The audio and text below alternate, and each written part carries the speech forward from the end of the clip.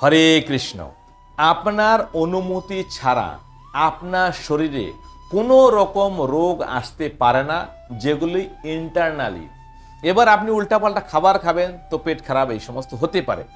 যাই হোক, যেমন আমি বলছি সুগার, থাইরয়েড, এই সমস্ত যে জিনিসগুলো আছে, এইগুলো যতক্ষণ পর্যন্ত আপনার মুখ দিয়ে শব্দ না বেরোবে বা আপনার মনের মধ্যে ভয় না লাগবে, ততক্ষণ পর্যন্ত কিন্তু ওই রোগ আপনার শরীরে আসতে পারে না।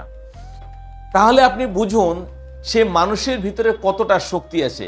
ভালো একটা সুস্থ সবল মানুষ, তার ভিতরে রোগে জরাজীর্ণ, কেননা সে সমাজকে দেখছে, লোককে দেখছে, ডাক্তারকে বলতে দেখছে বা বন্ধু বান্ধবকে বলতে দেখছে, হ্যাঁ সুগার এত লেভেল, এই লেভেল, সেই লেভেল। যাই হোক, এগুলো আমার জানার দরকার নেই এবং আমি চ্যালেঞ্জ দিয়ে বলতে পারি কোনো অসুখের বাবার অকাত নাই, হিম্মত নাই যে আমাকে হয়ে দেখাবে, কেননা আমি সেই সমস্ত বিষয়ে ভাবি না। যে এই চিন্তা, এই ভাবনা কি করে কাজ করছে, আপনার প্রতিটি ভাবনার সাথে সাথে একটা প্রাণবায়ু ভিতরে যাচ্ছে, একটা অক্সিজেন যাচ্ছে, একটা শ্বাসবায়ু যাচ্ছে। এই বায়ুটা ভাবনার সাথে মিক্স আপ হচ্ছে, হার্টে যাচ্ছে, হার্টের মধ্যে কি থাকছে, রক্ত পাম্পিং হচ্ছে, সে রক্তটাকে বিশুদ্ধ করে দিচ্ছে এবং সমস্ত বডির মধ্যে স্প্রেড করে দিচ্ছে। আবার ধরুন কোনো মানুষের কঠিনভাবে এই দিকটা ব্যথা করছে, মাথাটা বারবার কখনো এদিকে ব্যথা হচ্ছে, কখনো এদিকে ব্যথা হচ্ছে, যন্ত্রণা হচ্ছে, বিকট যন্ত্রণা। এটা হয় কোথা থেকে জানেন? যখনই কোনো মানুষ নেগেটিভ চিন্তাধারা করবে, কারো ব্যাপারে খারাপ ভাবনা ভাববে, কারো ক্ষতি হোক এই সমস্ত কিছু ভাববে, তখনই তার মাথা ব্যথা হবে। আবার দেখবেন কখনো কোনো হার্টে ব্যথা হবে, চেপে চেপে ব্যথা মারবে, তখনই মনে করবেন সেই লোকটা টাকার টেনশনে ভুগছে, পয়সার টেনশনে ভুগছে, আরো পয়সা চাই, জরুরত মেটাতে পারছে না, কিংবা কারো কাছ থেকে কোনো ঋণ নিয়ে রেখেছেন সেটা পরিশোধ করতে পারছে না, লম্বা ডিস্টেন্স হয়েছে, কিংবা কেউ কোনো আঘাত দিচ্ছে কথার মাধ্যমে, ওই সমস্ত কারণে কিন্তু তার বুকে ব্যথা, হার্টে ব্যথা হয়। অনেকে সহ্য না করতে পেরে হার্টটা লক হয়ে যায়, তখন কিন্তু সে মারা যায়। তো এই সমস্ত কতগুলো কারণ আছে যে আপনার বডির মধ্যে যা কিছু হচ্ছে এর কিন্তু সৃষ্টিকর্তা আপনি। কেননা প্রতিটি মানুষের মধ্যে ভগবানের অংশ আছে এবং ভগবান পালনকর্তা, ভগবান সৃষ্টিকর্তা, ভগবান সংহারকর্তা। এবার আপনি নিজে দেখুন, আপনাকে কেউ সৃষ্টি করেছে এবং আপনিও কাউকে সৃষ্টি করতে পারছেন, অর্থাৎ আপনি একটা ছোট ভগবান। আপনার যদি কোনো সন্তান থাকে তাহলে সেটা আপনি জন্ম দিয়েছেন, আর যদি আপনি নিজে ছোট থাকেন তাহলে আপনাকে কেউ জন্ম দিয়েছে।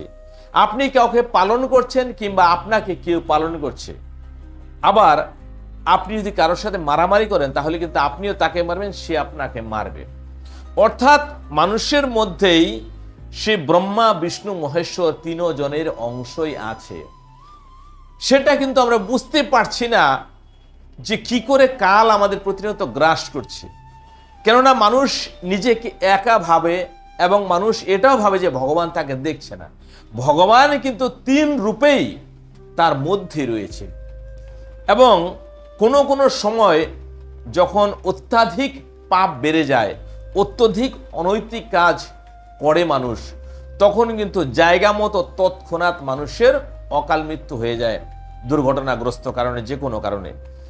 কিন্তু মানুষ এটাও জানে না যে এই যে বায়ুমণ্ডল আছে এর মধ্যে আমাদের সমস্ত ধর্মরাজের গণ, ভূতগণ, চিত্রগুপ্ত, শ্রবণী, যমরাজের দূতেরা, স্বয়ং যমরাজ পর্যন্ত থাকতে পারে।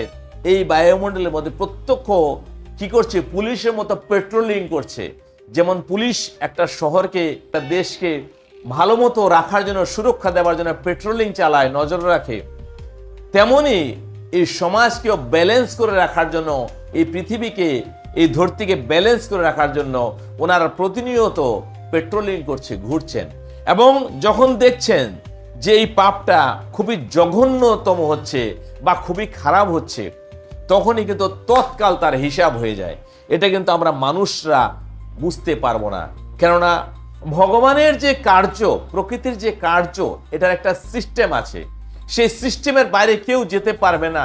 এই সিস্টেমের মধ্যে যে পড়ে যাবে তার কাল নিশ্চিত, তার মৃত্যু নিশ্চিত, বা তার দুর্ঘটনা নিশ্চিত। কাল সব জায়গায় অপেক্ষা করছে, কাল আপনার মাথার উপরে ঘুরছে, কিন্তু কোন সময় আপনি এমন কোনো কাজ করবেন যে ওই সময় আপনাকে উঠিয়ে নেবে। অর্থাৎ যদি মনে করেন আপনি একা আছেন বা আপনাকে কেউ দেখছে না, এই ভ্রম থেকে বেরিয়ে যান।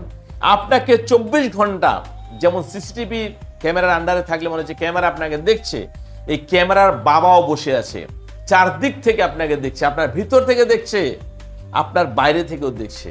অর্থাৎ বাইরে ভিতরে সব দিকে আপনার কাল কিন্তু আপনার অঘটন ঘটানোর জন্য বসে আছে, শুধু আপনার কর্মের জন্য অপেক্ষা করছে। আপনি কোন কর্মটা করছেন?